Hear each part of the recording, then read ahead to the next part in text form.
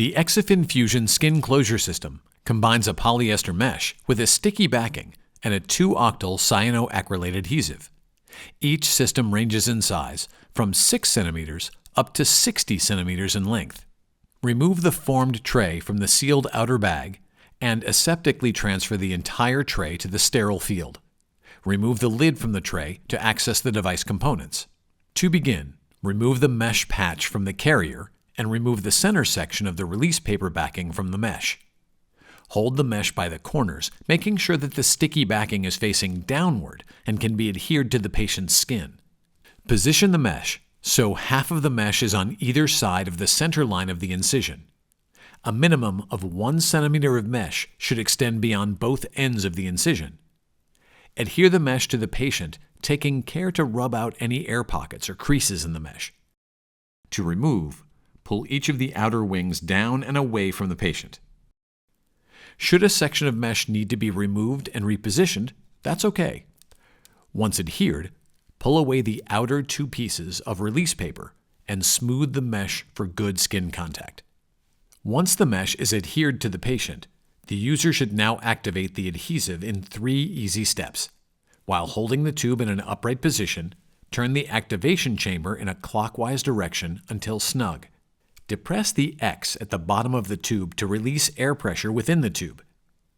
Now we need to prime the device. To do this, turn the tube downward and gently squeeze 3 drops of adhesive onto the drape or into the trash, but not on the patient. This process will ensure that the adhesive will cure quickly once it's applied to the mesh.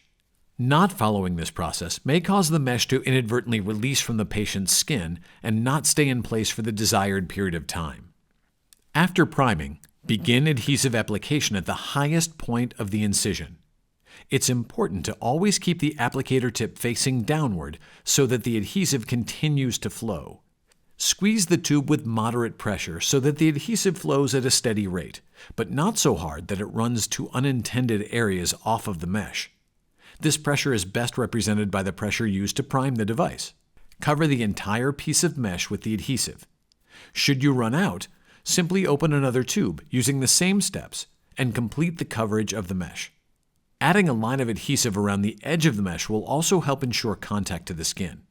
Unlike the competition, the Exofin Fusion adhesive will polymerize on skin. To extend the length of the mesh by adding a second strip, take care to overlay both ends of the mesh by 2 centimeters so as to form a straight line where the 2 strips are joined together. Once adhesive application is complete, allow the area to remain stable and do not move for 60 seconds. This allows the adhesive and mesh to fully bond to the skin. Once fully cured, a secondary bandage may be applied over the mesh as long as it does not contain a sticky backing, which will result in pulling off the mesh when the secondary bandage is removed. Exofin Fusion will remain on skin from 14 to 21 days, but is dependent upon patient care of the incision site. Light showering is allowed, but prolonged exposure to water will result in the early release of the polymerized mesh.